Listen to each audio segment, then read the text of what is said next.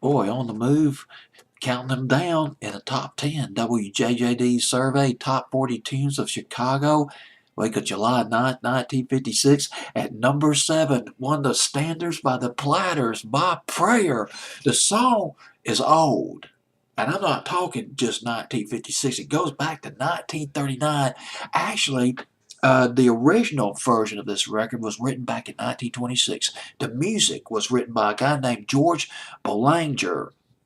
Boulanger.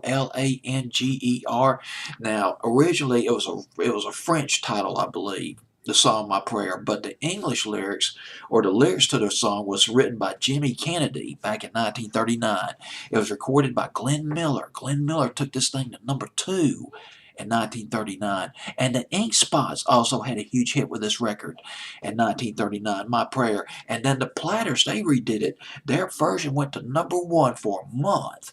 It knocked out from the top spot, I Almost Lost My Mind by Pat Boone, and that song is coming up later on the countdown.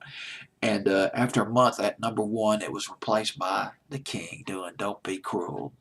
Um, Jimmy Kennedy goes back. The guy who wrote the lyrics to this record, first thing that he wrote back in 1931, among his early successes, the Barmaid song, which was done by Gracie Field, and Red Sails and Sunset. He wrote that one too. He wrote the lyrics to it. Somebody else wrote the music. It was a collaboration.